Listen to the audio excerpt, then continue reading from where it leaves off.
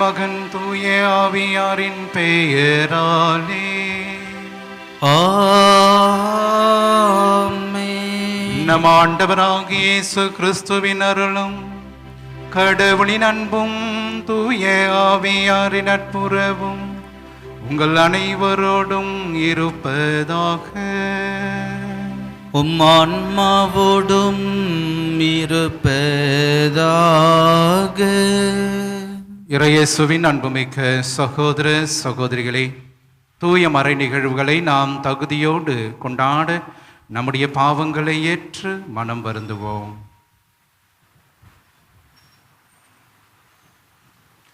எல்லாம் வல்ல இறைவனிடமும் சகோதர சகோதரிகளே, உங்களிடமும் நான் பாவியை ஏற்றுக்கொள்கிறேன். ஏனெனில் என் சிந்தனையாலும் சொல்லாலும் செயலாலும் கடமையில் தவறியதாலும் பாவங்கள் பல செய்தேன். என் பாவமே, என் பாவமே, என் பெரும் பாவமே. ஆகையால் எப்பொழுதும் கன்னியான புனித மரியாவையும் வானதூதர் புனிதர் அனைவரையும் சகோதர சகோதரிகளே உங்களையும் நாம் இறைவனாகிய ஆண்டவரிடம் எனக்காக வேண்டிக் கொள்ள மன்றாடுகிறேன். எல்லாம் உள்ள இறைவன் நம் மீது இரக்கம் வைத்து நம் பாவங்களை மன்னித்து நம்மை நிலை வாழ்வுக்கு அழைத்து செல்வாராக. ஆமென்.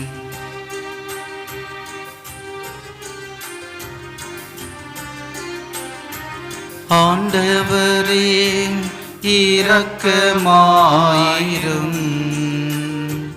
கிறிஸ்துவே இரக்கமாயிரும். ஆண்டவரே இரக்கமாயிரும். கிறிஸ்துவே இரக்கமாயிரும். மன்றாடுவோமாக. இறைவா, உமது பராமரிப்பின் திட்டம் ஒருபோதும் என்றும் தவறுவதில்லை. அதனால் தீயவை அனைத்தையும் எங்களிடமிருந்து அகற்றி எமக்கு பயனளிக்கும் அனைத்தையும் கனிவோடு தந்தருள்வீராக. உம்மோடு தூய ஆவியாரின் ஒன்றிப்பில் இறைவனாய் என்றென்றும் வாழ்ந்து ஆட்சி செய்கின்ற அவர் வழியாக உம்மை மன்றாடுகின்றோம். ஆமென். திருத்தூதர் பேதுரு எழுதிய 2ஆம் திருமுகத்திலிருந்து வாசகம். அதிகாரம் 3, இறை வார்த்தைகள் 12 முதல் 15, 17 முதல் 18 முடிய. அன்புக்குரியவர்களே, கடவுளின் நாளை எதிர்பார்த்து அவர் வருகையை விரைவுபடுத்த வேண்டும். அந்நாள்களில் வானங்கள் எரிந்தொழிந்து பஞ்சபூதங்கள் வெதுங்கி போகும். அவர் வாக்களித்தபடியே நீதி குடிகொண்டிருக்கும். புதிய விண்ணுலகம் புதிய மண்ணுலகம் வரும் என நாம் எதிர்பார்த்து கொண்டிருக்கின்றோம். ஆகவே அன்பார்ந்தவர்களே, இவற்றை எதிர்பார்த்திருக்கும் உங்களை அவர் மாசு மறுவற்றவர்களாய் நல்லுறவு கொண்டவர்களாய் காணும் வகையில் முழு முயற்சி செய்யுங்கள். நம் ஆண்டவரின் பொறுமையையும் மீட்பும் என கருதுங்கள். அன்பார்ந்தவர்களே, நீங்கள் இவற்றையெல்லாம் ஏற்கனவே அறிந்திருக்கின்றீர்கள். கட்டுப்பாடற்றவர்களின் தவறான வழிகளால் கவர்ந்திழுக்கப்பட்டு உங்கள் உறுதி நிலையிலிருந்து விழுந்து விடாதபடி கவனமாயிருங்கள். நம் ஆண்டவரும் மீட்பருமான இயேசு கிறிஸ்துவின் அருளிலும் அறிவிலும் வளர்ச்சி அடையுங்கள். அவருக்கே இன்றும் என்றென்றும் மாட்சி உரித்தாகுக. ஆமேன். ஆண்டவரின் அருள் வாக்கு. இறைவனுக்கு நன்றி. பல்லவி. என் தலைவரே, தலைமுறை தோறும் நீரே எங்கள் புகலிடம். என் தலைவரே, தலைமுறை தோறும் நீரே எங்கள் புகலிடம். மலைகள் தோன்றும் முன்பே, நிலத்தையும் உலகையும் நீர் உருவாக்கும் முன்பே, ஊழி ஊழி காலமாய் உள்ள இறைவன் நீரே. பல்லவி. என் தலைவரே, தலைமுறை தோறும் நீரே எங்கள் புகலிடம்.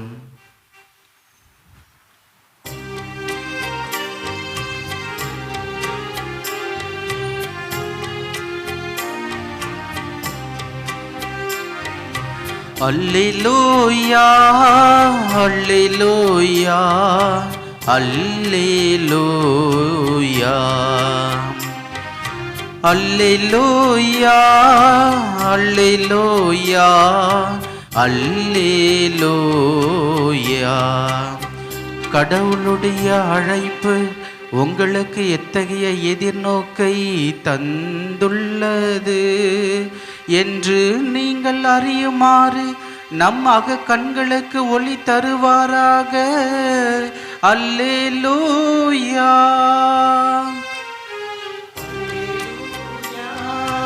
அல்லேலூயா அல்லேலூயா.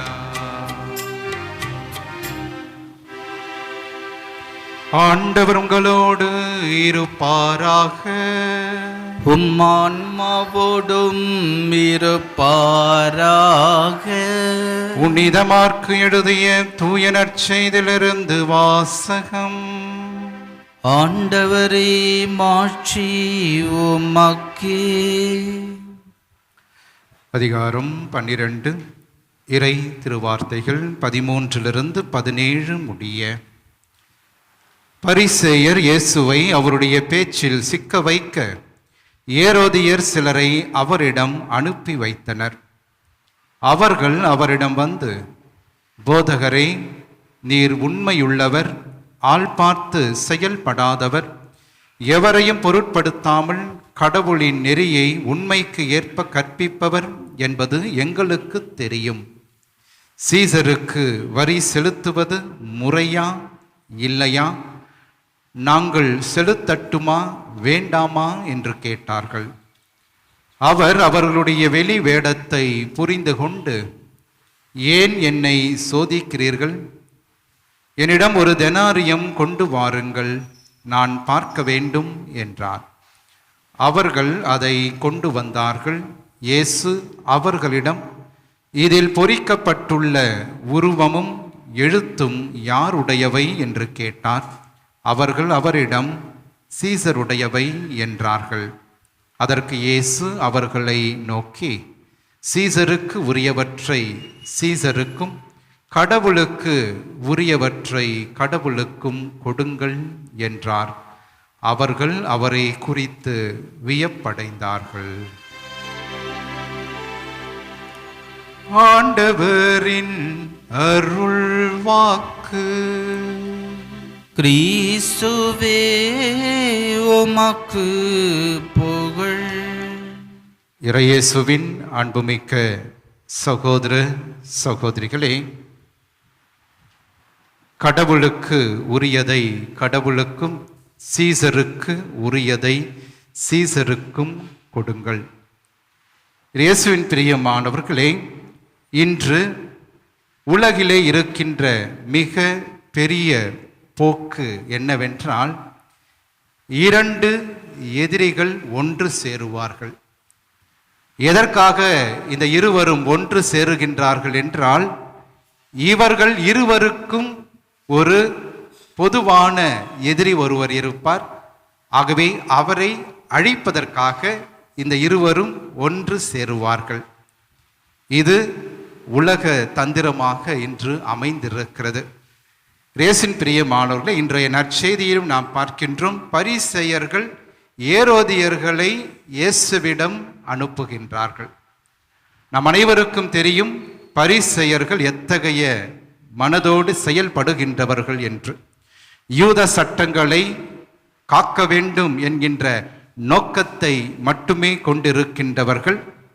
அது மட்டுமல்ல, மிக முக்கியமாக ரோமையர்களினுடைய கோட்பாட்டையும் ரோமை ஆட்சியையும் எதிர்த்து நிற்கின்றவர்களாக இருக்கின்றவர்கள்.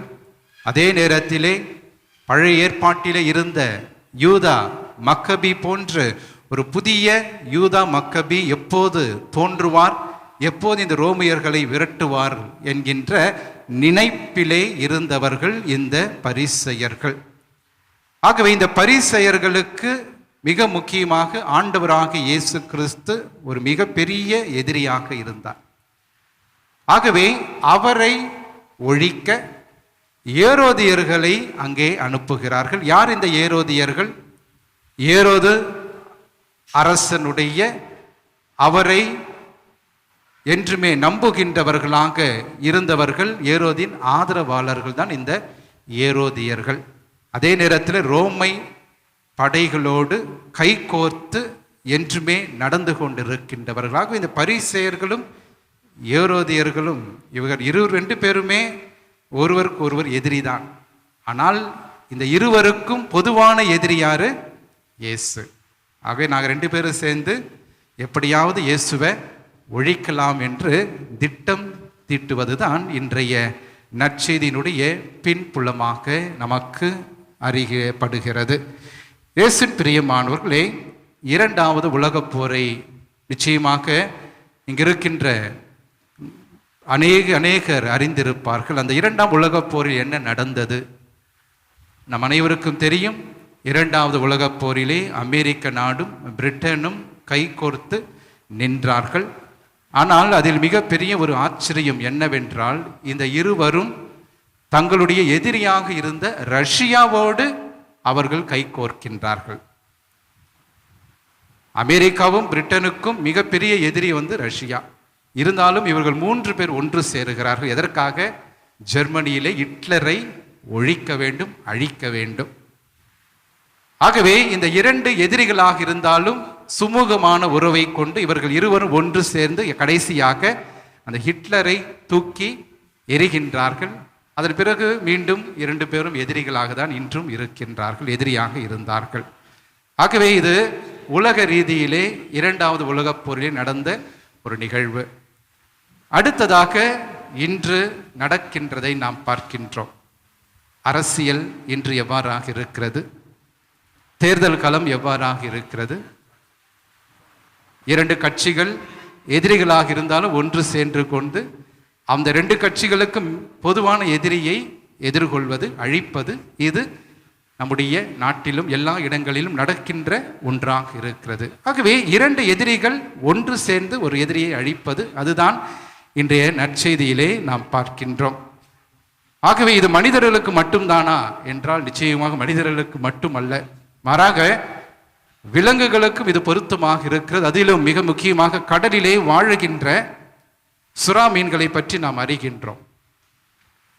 இந்த சுறா மீன்களை அழிக்கின்ற ஒரு வகை ஒட்டுண்ணி, பாராசைட் என்று சொல்லுகிறோம்.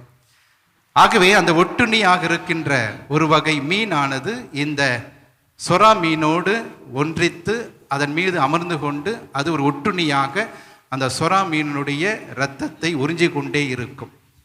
காலப்போக்கிலே அந்த சுறா மீன் அழியக்கூடிய ஒரு நிர்பந்தத்தையும் இந்த ஒட்டுண்ணியானது செயல்படுத்தும் என்று நமக்கு தெரிகிறது.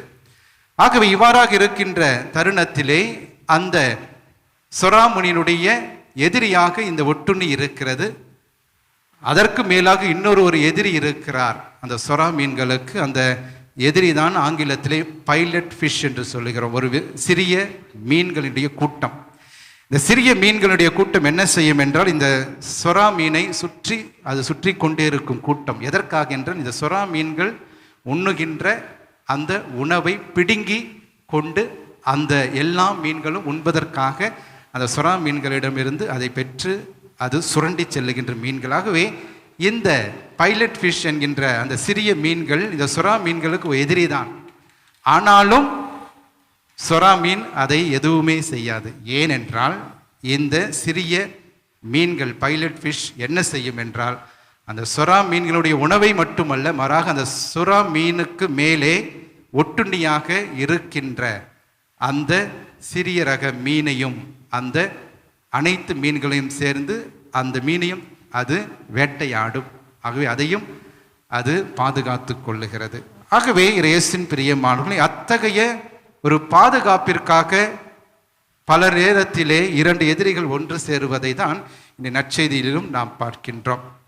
ஆனால் இன்று ஆண்டவராக இயேசு கிறிஸ்து அவர்கள் கேட்கின்ற கேள்விகளுக்கு முன்மதியோடு பதில் தருகின்றார். ஒருவேளை ஆண்டவராக இயேசு கிறிஸ்து அவர்களை பார்த்து, ஆம் நீங்கள் வரி செலுத்த வேண்டும் என்று சொல்லி இருந்தால் மக்கள் அனைவரும் நினைத்திருப்பார்கள், இவர் ரோமையர்களுக்கு இவர் இங்கே சான்று பகர்கின்றார், அவர்களுக்கு ஆதரவாக இருக்கின்றார் என்று ஒரு கேள்வியை அவர்கள் கேட்டிருப்பார்கள். அதுவே கடவுளுக்கு மட்டுமே, நீங்கள் கடவுளுக்கு உரியதை மட்டுமே செலுத்துங்கள் என்று சொல்லி இருந்தால் நிச்சயமாக ரோமை படை வீரர்கள் ஆண்டவர் இயேசுவை கைது செய்திருப்பார்கள். ஆகவே ஆண்டவராகிய இயேசு கிறிஸ்து ஒரு நடு வழியை தேர்ந்து கொள்ளுகிறார். It takes up the middle path என்று சொல்லுகிறோம். ஆகவே அதன் வழியாக அவருடைய முன்மதியையும் அந்த ஏரோதியர்கள் வியப்படைந்து பார்ப்பதை இன்றைய நற்செய்தியிலே நாம் பார்க்கின்றோம். கிறிஸ்துவின் பிரியமானவர்களே, இந்த நற்செய்தியின் வழியாக ஆண்டவராக இயேசு கிறிஸ்து மிக முக்கியமாக 3 படிப்பினைகளை நமக்கு கற்றுத்தருகிறார். முதலாவதாக, கடவுள் மிகவும் வலுவானவர். ஆகவே கடவுள் நினைத்தால் எல்லா அரசுகளையும் தரைமட்டமாக்குவார். எல்லா அரசுகளையும் அவர் தவிடுபடியாக்குவார். மாற்றக்கூடிய வல்லமை இந்த கடவுளுக்கு என்றும் உள்ளது என்பதை ஆண்டவர் இயேசு இன்று நமக்கு கற்றுத்தருகின்றார். அது மட்டுமல்ல, ஆண்டவராக இயேசு கிறிஸ்து மிக முக்கியமாக எவ்வாறாக கடவுளை அன்பு செய்ய வேண்டும் என்கின்ற கேள்விக்கு அவர் சொன்ன பதில், உன் முழு இதயத்தோடும், உன் முழு ஆற்றலோடும், உன் முழு உள்ளத்தோடும் நீ கடவுளை அன்பு செய் என்று அவர் பணிப்பதை நாம் பார்க்கின்றோம். ஆகவே அதுதான் முதன்மையான கட்டளை என்கின்றார். ஆக அவ்வாறாக இருக்க, ஏன் சீசருக்கு உரியதை சீசருக்கு கொடுங்கள் என்று ஏன் சொல்லுகிறார் என்று பார்க்கின்ற பொழுது, நம்முடைய வாழ்க்கையிலும் இந்த உலக வாழ்க்கையிலும் நம்மால் தனிச்சையாக செயல்பட முடியாது. ஆகவே நாம் அனைவரும் கடவுளை வழிபடுகின்றவர்களாக இருந்தாலும், கடவுள் மீது நம்பிக்கை கொண்டு நாம் வாழ்ந்தாலும், இந்த அரசியல் அமைப்பு, அதே நேரத்திலே இந்த ஆட்சியாளர்கள், இவர்களும் கடவுளால் ஏற்படுத்தப்பட்டவர்கள். ஆகவே அவர்களும் தக்க நேரத்திலே நன்மைகளை செய்யக்கூடியவர்கள். ஆகவே அவர்களுக்கும் பணிந்து நீங்கள் இவ்வுலகிலே நம்பிக்கையோடு கடவுளிடம் நீங்கள் என்றுமே இருக்க வேண்டும் என்பதை இன்று ஆண்டவர் நமக்கு தெளிவாக வெளிப்படுத்துவதை நாம் பார்க்கின்றோம். ஆகவே உலகோடு ஒத்து போக வேண்டும். அதே நேரத்திலே அரசியல் அமைப்புகளுக்கும் பல நேரங்களிலே நாம் கீழ்ப்படிய வேண்டும் என்பதையும் நாம் ஏற்றுக்கொண்டு, அதே நேரத்திலே எங்கே நீதியும், அதே நேரத்திலே எங்கே ஏழை எளியவர்கள் நசுக்கப்படுகின்றார்களோ அங்கே குரல் கொடுக்கின்றவர்களாகவும் நாம் என்றுமே இறைவாக்கினர்களாக வாழவும் இன்றைய நாளிலே நாம் அழைக்கப்படுகின்றோம். ஆகவே கடவுளையும் நாம் அன்பு செய்வோம், கடவுள் மீது நம்பிக்கை கொள்வோம். அதே நேரத்திலே நம்மோடு இருக்கின்ற அரசாங்கத்தினுடைய விதிமுறைகளுக்கும் நாம் கட்டுப்பட்டு வாழுகின்ற பொழுது நாம் உண்மையான குடிமக்களாக என்றுமே இருக்கின்றோம். இறைவனுடைய பிள்ளைகளாக நாம் என்றும் வாழ்வோம். ஆமீன்.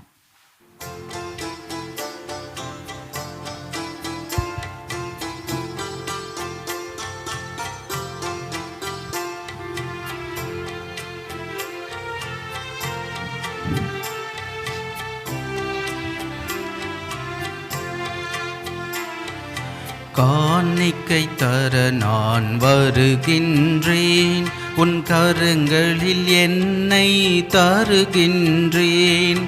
காணிக்கை தர நான் வருகின்றேன், என்ன கொடுத்தாலும் பயனில்லை. நான் என்னை கொடுக்காமல் பொருள் கொடுத்தால், என்ன கொடுத்தாலும் பயனில்லை. நான் என்னை கொடுக்காமல் பொருள் கொடுத்தால், என்னையே தான் நீ கேட்கின்றாய், நான் என்னையே முழுவதும் தருகின்றேன். என்னையே தான் நீ கேட்கின்றாய், நான் என்னையே முழுவதும் தருகின்றேன். சகோதர சகோதரிகளே, என்னுடையதும் உங்களுடையதுமான இப்பள்ளி எல்லாம் உள்ள தந்தையாக இறைவனுக்கு ஏற்றதாகும்படி நாம் மன்றாடுவோம். ஆண்டவர் தம் திருப்பெயரின் புகழ்ச்சிக்காகவும் ஆட்சிக்காகவும் நமது நன்மைக்காகவும் புனித திரு அவையின் அனைத்து நலனுக்காகவும் உமது கையிலிருந்து பலியை ஏற்றுக்கொள்வாராக. ஆண்டவரே, உமது பரிவிரக்கத்தில் நம்பிக்கை கொண்டு காணிக்கைகளோடு வணக்கத்திற்குரிய பீடத்திற்கு நாங்கள் கூடி வருகின்றோம். அதனால் எங்களையும் அது அருளால் தூய்மைப்படுத்தி நாங்கள் கொண்டாடும் இம்மறை நிகழ்வுகளால் எங்களை என்றும் புனிதப்படுத்துவீராக. எங்கள் ஆண்டவராகிய கிறிஸ்து வழியாக உம்மை மன்றாடுகின்றோம். ஆமென். ஆண்டவர் உங்களோடு இருப்பாராக. ஆன்மாவோடும் இருப்பாராக. இதயங்களை மேலே எழுப்புங்கள். ஆண்டவரிடம் எழுப்பியுள்ளோம். நாம் இறைவனாகிய ஆண்டவருக்கு நன்றி கூறுவோம். அது தகுதியும் நீதியும் ஆனது. ஆண்டவரே, தூயவரான தந்தையே, என்றும் உள்ள எல்லாம் உள்ள இறைவா, என்னாலும் எவ்விடத்திலும் நாங்கள் உமக்கு நன்றி செலுத்துவதும் மெய்யாகவே தகுதியும் நீதியுமாகும். எங்கள் கடமையும் மீட்புக்குரிய செயலுமாகும். உமது நன்மை மிகுதியால் எங்கள் ஆண்டவராகிய கிறிஸ்து வழியாக நீர் மனிதராகி எங்களை படைத்தீர். நாங்கள் நீதியின்படி தண்டனைக்கு உரியவராயினும் உமது இரக்க மிகுதியினால் எங்களை மீட்டுக் கொண்டீர். அவர் வழியாகவே உமது மாண்பை வானத்தூதர் புகழ்கின்றனர். தலைமை தாங்குவோர் உம்மை வழிபடுகின்றனர். அதிகாரம் செலுத்துவோர் உம் திருமுன் நடுங்குகின்றனர். வானங்களும் அவற்றின் உள்ள ஆற்றல்களும் சேராஃபின்களும் ஒன்று கூடி அக்களிக்கின்றனர். அவர்களோடு எங்கள் குரலையும் சேர்த்துக் கொள்ளுமாறு நாங்கள் உம்மை தாழ்மையோடு இறைஞ்சு புகழ்ந்து அக்களித்து சொல்வதாவது: தூயவர் தூயவர் தூயவர், வான்படைகளின் கடவுளாம் ஆண்டவர். விண்ணகமும் மண்ணகமும் மாட்சியால் நிறைந்துள்ளன. உன்னதங்களிலே ஓசன்னா. ஆண்டவர் பெயரால் வருகிறவர் ஆசி பெற்றவர். உன்னதங்களிலே ஓசன்னா. ஆண்டவரே, நீர் மெய்யாகவே தூயவர், தூய்மை அனைத்திற்கும் ஊற்று. ஆகவே உம்முடைய ஆவியை பொழிந்து இக்காணிக்கைகளை தூய்மைப்படுத்த உம்மை வேண்டுகிறோம். இவ்வாறு எங்கள் ஆண்டவர் இயேசு கிறிஸ்துவின் உடலும் இரத்தமுமாக எங்களுக்கு இவை மாறுவனவாக. அவர் பாடுபட உளம் கனிந்து தம்மை கையளித்த போது அப்பத்தை எடுத்து நன்றி செலுத்தி அதை பிட்டு தம் சீடர்களுக்கு அளித்து கூறியதாவது: அனைவரும் இதிலிருந்து பெற்று உண்ணுங்கள், ஏனெனில் இது உங்களுக்காக கையளிக்கப்படும் என் உடல்.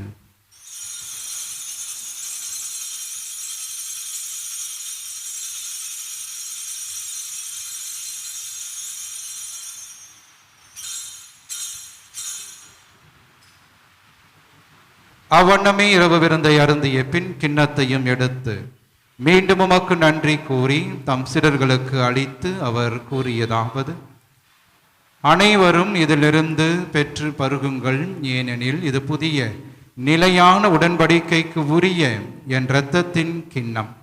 இது பாவ மன்னிப்புக்கென்று உங்களுக்காகவும் பலருக்காகவும் சிந்தப்படும். இதை என் நினைவாக செய்யுங்கள்.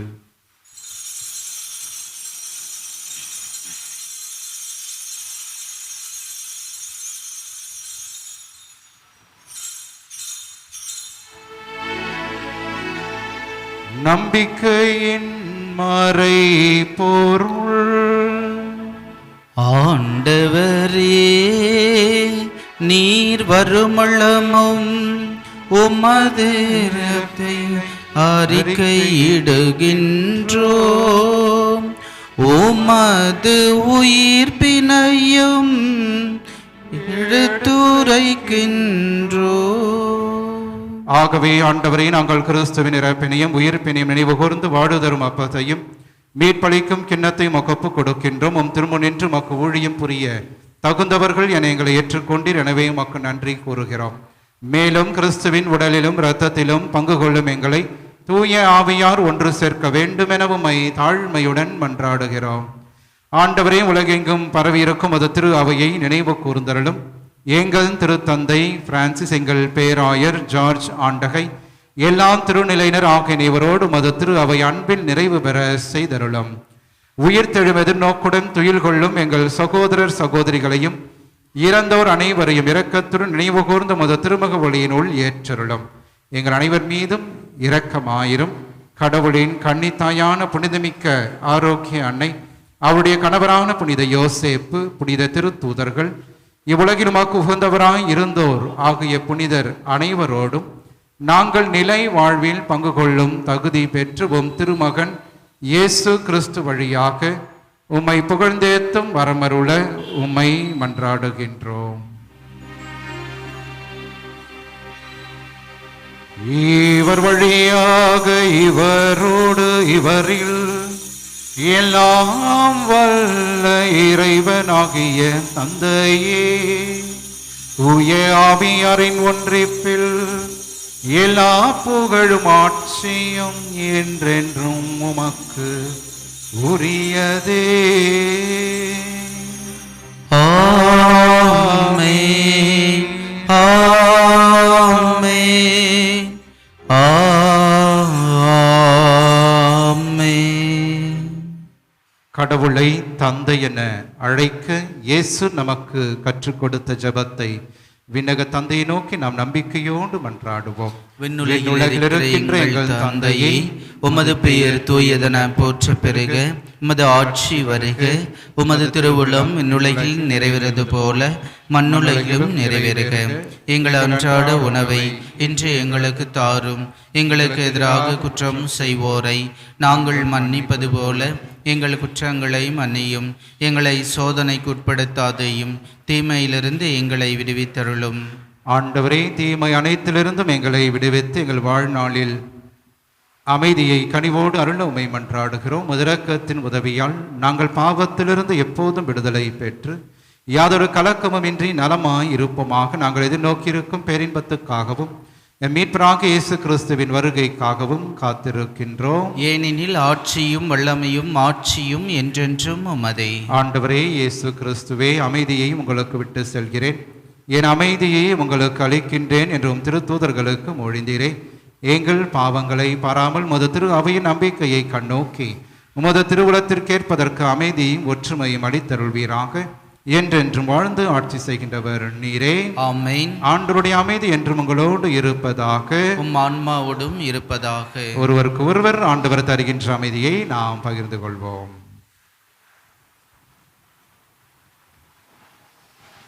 உலகின் பாவங்களை போக்கும் இறைவனின் செம்மறியே, எங்கள் மேல் இரக்கமாயிரும். உலகின் பாவங்களை போக்கும் இறைவனின் செம்மறியே, எங்கள் மேல் இரக்கமாயிரும். உலகின் பாவங்களை போக்கும் இறைவனின் செம்மறியே, எங்களுக்கு அமைதியை அளித்தருளும்.